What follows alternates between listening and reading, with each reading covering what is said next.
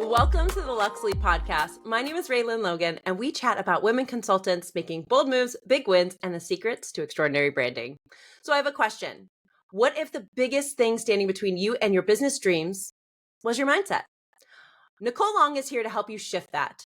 She's the founder of Nicole Sahara Coaching, where she serves as a powerful mindset coach for aspiring entrepreneurs ready to break free from fear, self-doubt, and overwhelm, and finally start the business they know they are meant for. With a calm, grounded presence and a gift for helping people believe bigger, Nicole supports her clients in building the clarity, confidence, and courage they need to take the leap. Please welcome the mindset coach helping future CEOs step into their power, Nicole Long. Welcome, Nicole. How are you? Thank you so much. I'm great. What a great intro. Thank you so much. Of course. We're just here to make magic happen at all times. So Nicole, let's just dive right in. As you and I stated before we started recording, the two of us have ADHD, which means, lovely, beautiful listeners, you're going on a ride and a journey with all of us. For those who can keep up with us, we applaud you. For those of you who are like, what is happening? Read the chapter notes first and then come back and see us. All right. So Nicole, what inspired you to start your brand? What got you here? Well, I've always been pretty entrepreneurial. I knew at a young age I would love to have a business and run a business, but I didn't really know what that business was going to be for a very long time, right? I didn't wake up dreaming of being a mindset coach at a young age.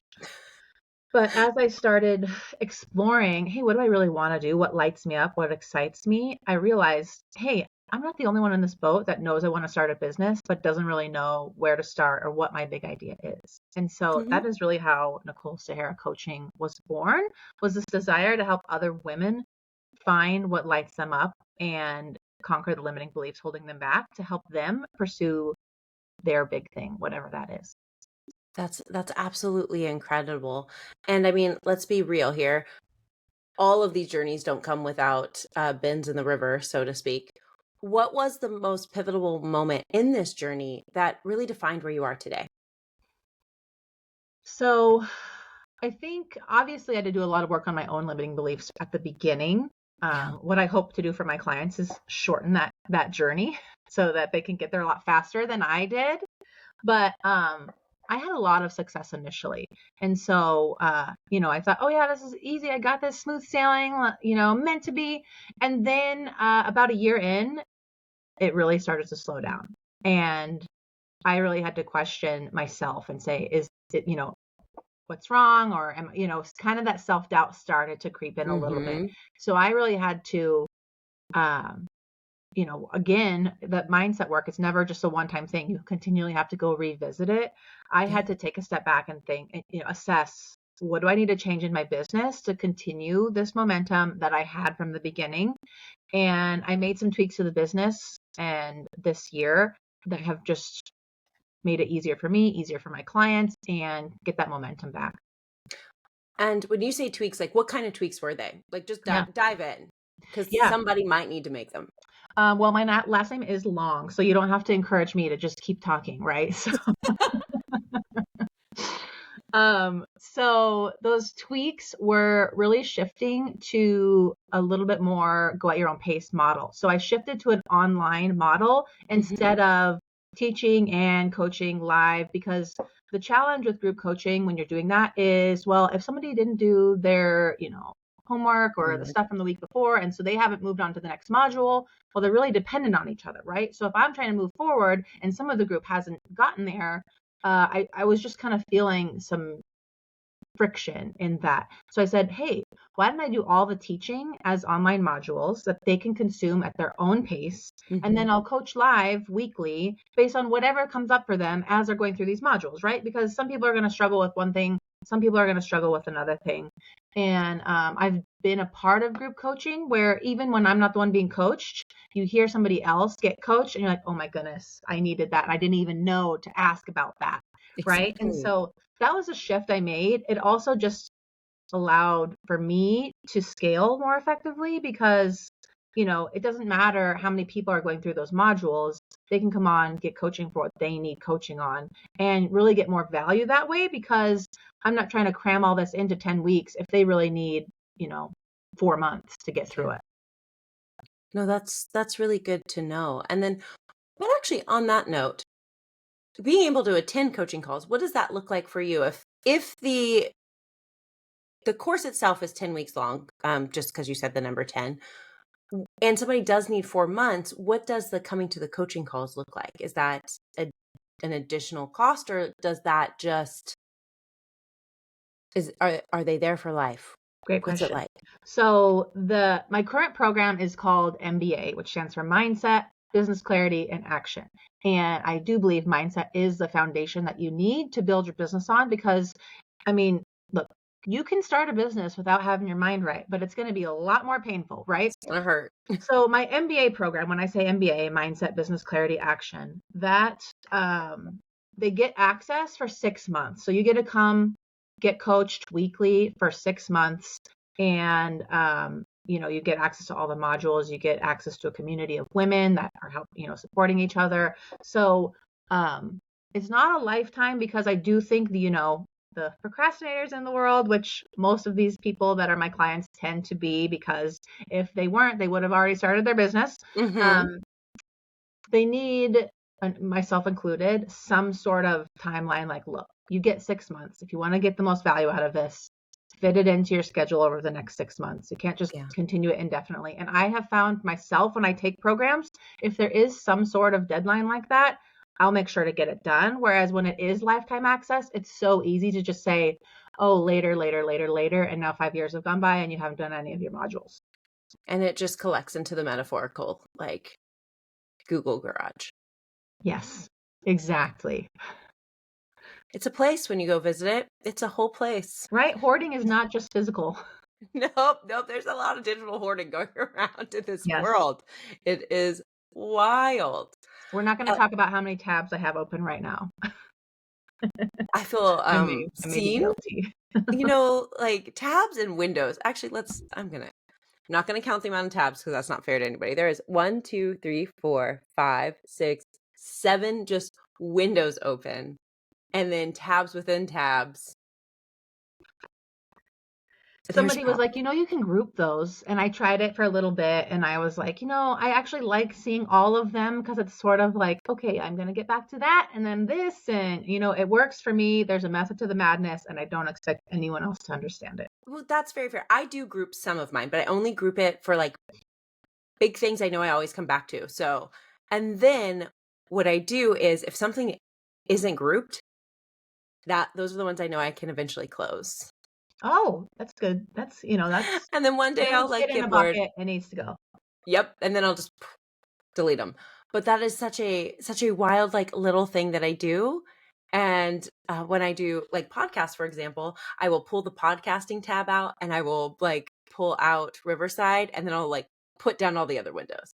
So I'm not Yes, distracted. that is when I'm coaching or if I'm ever sharing my screen, I make sure that it's clean. You don't need to be a part of this clutter that happens in my brain. So I'm able to function from that. But yeah, in general, the tabs add up pretty quickly.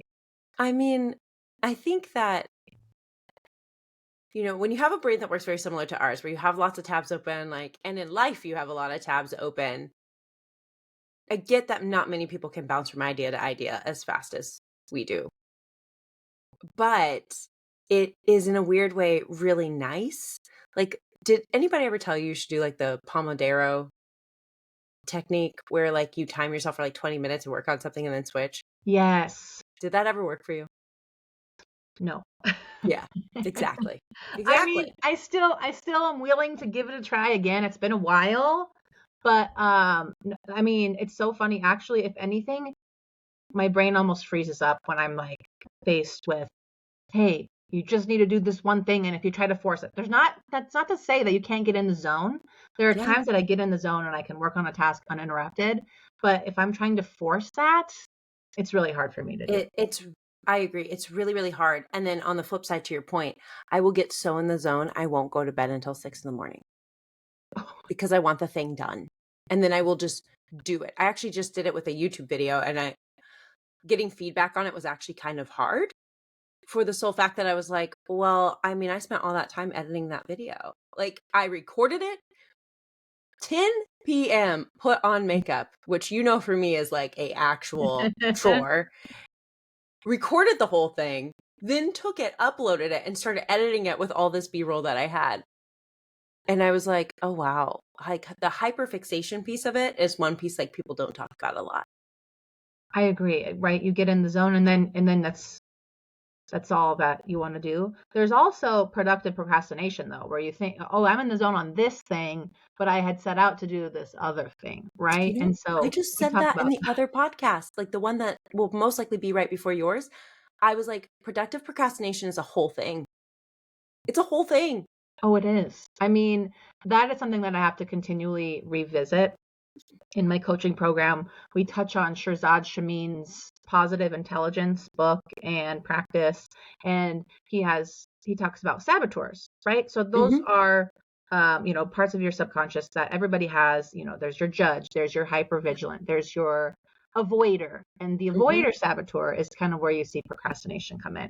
And so it can get really sneaky because, well, look how productive I was. I'm not procrastinating because I did all these things. And you're like, well, that's right, but you sat down to work on your business and you are organizing your pantry.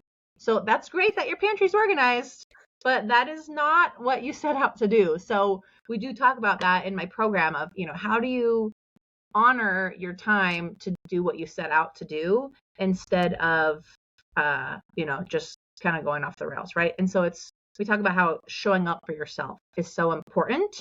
Yes. And for some people, myself included, sometimes I have to think, okay, I would never just ghost a friend or be like, hey, I had to do this other thing instead. So why am I doing that to myself? Yeah. Right. And so we work on how can you honor your own schedule the same way that you would for somebody else. We want you to get to show up for yourself because that's how you're going to take action in your business and actually make it a reality. I 1000% agree. I see it show up in lots of folks in the space of they avoid money making activities. Mm-hmm. So it's like, well, I posted on social and I did this and I did this and I updated my website copy and they'll do all the things. And then I ask, okay, so what sales conversations did you have? Like, have you worked on your sales process? What is it? No. I mean, I thought those things are supposed to bring me sales. I'm like, have you sorted what's closest to the dollar lately? And so I tend to have people sort things, what's closest to the dollar, and then don't work on the things that are low hanging fruit unless you've done everything that has more dollar signs associated to it. Yeah. And And if you that's game find changing. yourself avoiding those things, it's good to ask yourself why, right? Be honest with yourself about, is it fear? Are you worried about rejection? What is holding you back from pursuing those money-making activities? Yeah.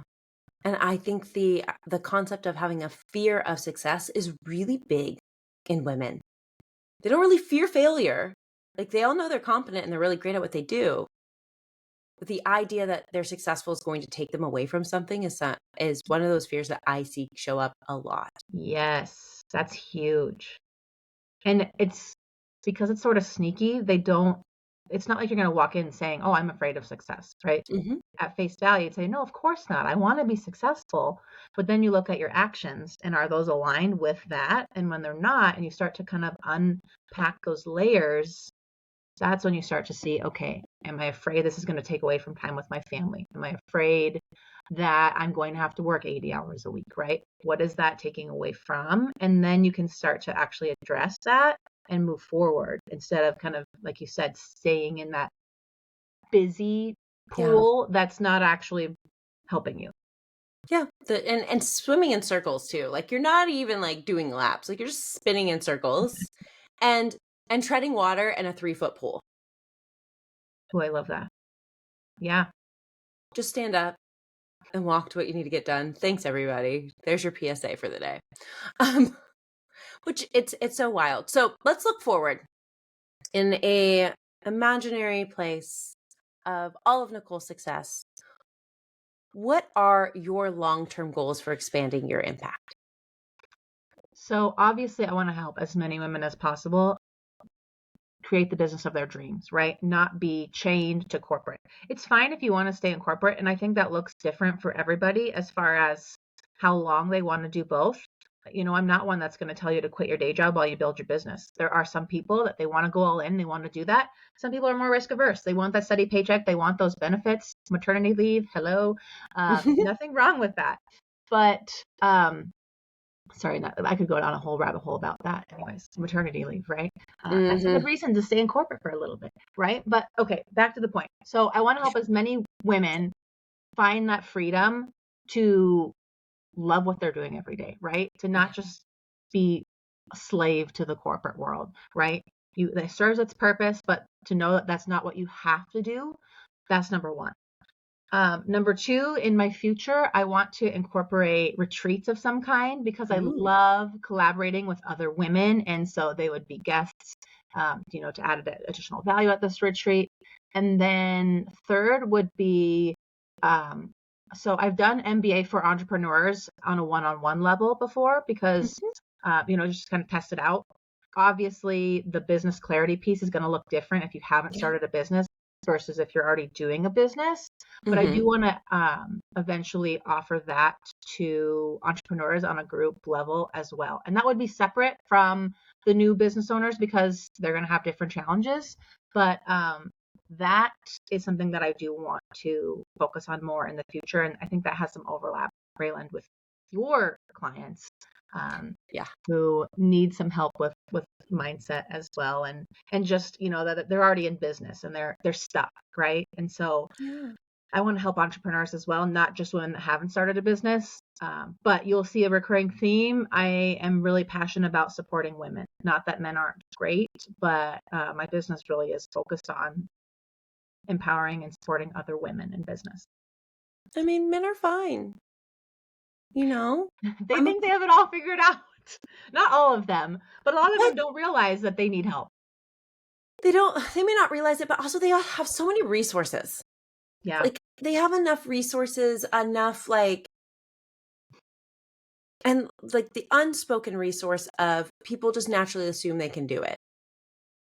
And we are questioned and competency checked on a regular basis.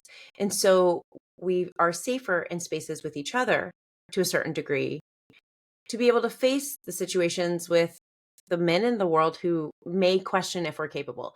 Now, I am surrounded by many men who do not question if I'm capable. They know I'm capable and they support me fully. And I love them for it. But at the end of the day, we need our own space because if we really came together the way men come together, this world will not look like it does today.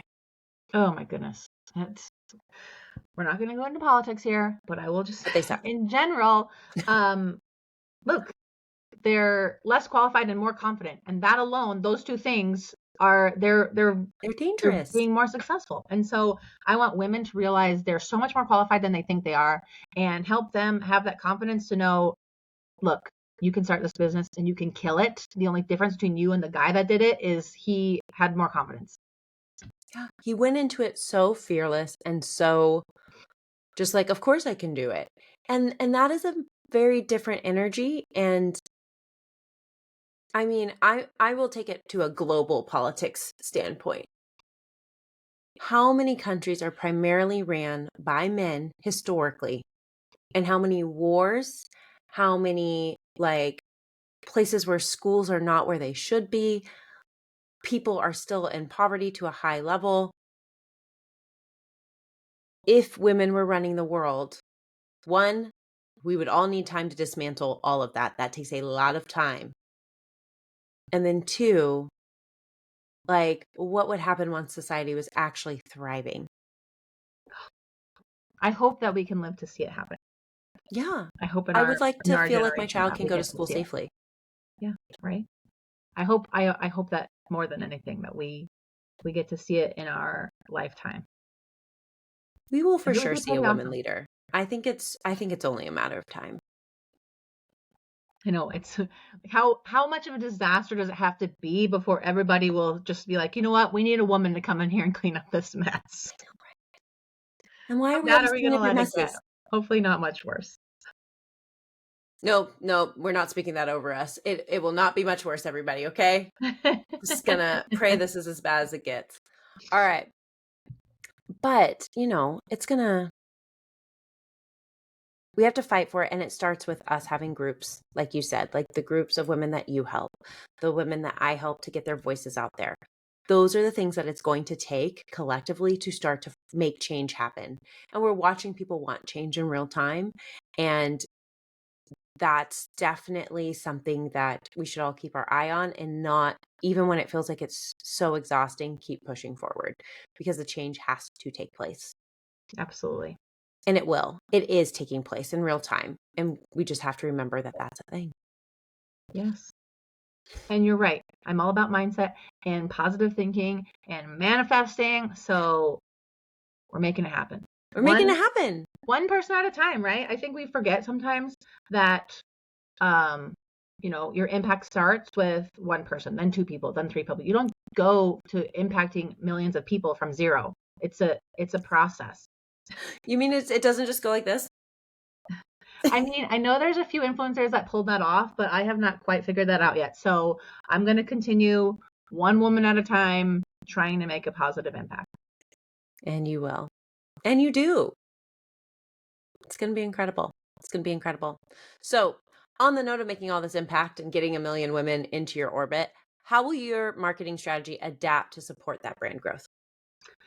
Yeah, so I think marketing is the one thing that I hear from my clients are most overwhelmed by. And I get that, because that was probably a really big challenge for me too. And I'm not going to say that I've fully figured it out yet. So Instagram is definitely my primary focus, but I'm speaking to women in corporate, and guess where they live? They live more on LinkedIn, right? So, growing my messaging to include LinkedIn more. I've done a little bit of that, and it's been really effective. So you might stop and ask yourself, okay, well then why aren't you doing that more? And, I think the caveat I would say right now is I did just have a baby. He is 12 weeks old today. By the time this comes out, he'll be a little bit older, but so I've had to kind of figure out, well, what does marketing look like now that I have this new role in my life? And so the other thing that I'm going to be focusing on a lot more is automation. And thankfully, AI is blowing up right now. I was just listening to one of your other podcasts on AI. And I think, thank goodness that that's going to help me streamline some things and market smarter instead of just putting tons and tons of effort in very manually. So I think more automation is what's in my future, and as well as broadening my platforms. Remind me to tell you later of some other women who are very strong at automation to follow in order to make that happen. But yes, automation is going to save you in many spaces. It will save you an incredible amount of time, because like when you have an infant, they take up a lot of energy, but also your body is taking up a lot of energy. So I'm sure you're still very tired. 12 weeks isn't like the magic number for baby sleeping through the night. And then they shift to toddlers, and it's more like keep your hands off of everything that's in my house. And then, like, I swear kindergarten and first grade, they're angel babies. They still listen. You can still really pick them up. And then something happens in second grade. I'm still trying to figure out what it is. And then third grade happens, and all of a sudden you have a tiny human, not even a kid anymore, just a human, and with lots of opinions and lots of places you have to cart them around to. Yeah, that's true. That's I'm excited for all of it, and I've loved every minute of this, even the hard parts. But you're right, there's a lot of time, as whether it's soccer practice or dance or drama, whatever they're into, you're probably that's going to take a lot of your time. So automation is going to be crucial. Automation will be crucial. And then I was just talking about this with a bunch of moms who own businesses too, where we're like, it is the calendar shift. So every time there's a new season, your whole world shifts. So being on summer break, the whole world has shifted. Like next week, I'm not even in town because Grayson's going to football camp, and it's out of town football camp. So what does that mean? Airbnb and trying to figure out how to run a business from another location. Then, you go back to school and you're like, all of a sudden you're happy they're not at home, but you have to go pick them up again at 2, and you got used to not working, like not taking that hour off. The calendar shifts will will definitely be one of those things that messes with it. So if you can get your marketing automated, you can build what I refer to as extraordinary authority, where you have a 52-week marketing machine that's just done. It will change the game. I had the intention of getting a lot of that lined up before baby came. And then I was in the hospital at 35 weeks because my water broke, and all that extra time I thought I was going to have to prepare for baby coming was, that last month, Went out it the was window. gone. I was stuck in the hospital, and there's only so much you can do in there. So I did give myself some grace in that, you know what, I'm not behind. I'm right where I'm supposed to be. I can still figure it out. And right now I'm kind of living in these 2 to 3 hour windows between feeding my baby and it's so funny how everything kind of revolves around those. And so I'm learning to work in these kind of disruptive time periods, and also just rolling with it. Sometimes it's an hour and then he's hungry again. It's very stop and start right now. And it's probably good for me because it's forcing me to get more organized, because I might have to just, whether it's work stuff or workout stuff, I might have to stop in the middle of it because, hey, it's his world and you just live in it. Yeah, basically I'm just along for the ride now. I can't say I miss it. It was definitely one of those moms who was like, what do you do with an infant? I don't know. Well, the problem now is, though, I'm like, he's getting more interactive, so I feel very obligated to entertain him, and I can't just, if he's awake, I feel like I need to be hanging out with him and talking to him and reading to him. And so, if anything, I'm like, every season has its pros and cons, and I'm just really trying to focus on savoring all of the good things. Because I mean, he's definitely my biggest fan right now, and I have a stage 5 clinger, and I love it. Oh my goodness. I love that for you. 12 weeks is when it starts getting really fun. I'm not going to lie. He just started laughing like the last week or two, and he's really smiley and happy, and I know. And that's like, they really smile and they mean it. They like look at you and smile, and you're like, oh, you meant melts that. my heart. You meant that. That was for me. Yeah, it's the cutest thing ever. They're just perfect. Oh my goodness. Alrighty. I could talk babies forever, and everyone's probably like, and they went full mom mode. It's okay. Everybody should do it sometimes. Well, Nicole, since we are now towards the tail end of our journey in this moment together, there'll be so many more to come. What does a day living a luxurious life look like for you right now? So, I had this great idea a long time ago, and I really tried to continue it, which includes self-care Saturdays. Ooh. So, even with a new baby, I can't say that I've hit this every week for the last 12 weeks. And sometimes it looks different, right? Sometimes self-care Saturday might be washing your hair or taking a shower. But typically, let's just say, the perfect luxurious day would include like a massage probably, or a facial. And then the weather right now in Montana is so beautiful. So we'll try to get outside, whether that's, we haven't, done anything like a river float. He's a little small for that, but getting outside, getting in nature, walking around, moving my body, getting that fresh air, and then probably cooking really nice steak dinner with some Italian wine while we plan our next trip to Tuscany. Oh my gosh, that sounds phenomenal. And just so refreshing. Like, you just made me want to go outside and take a walk. That has been the best thing I've done for myself postpartum. Is as soon as I started up those walks again, it was like, I need those. I need that sunlight. I need that fresh air to just get in a good headspace. And walking does wonders for you. I know some people are like, work out hard, do all these things, but like, walking does wonders for you. It's incredible. I love it. Absolutely incredible. That'd probably be that's what luxurious days are looking like today, right now. Oh my gosh, I love it. And then last one, best one. In one word, what is your primary motivation in business? Oh, this is hard for me because some of your previous podcast guests have given some great answers where I was like, that's what I was going to say. So I was trying to come up with a word that I hadn't heard already. So I'm going to say breakthroughs.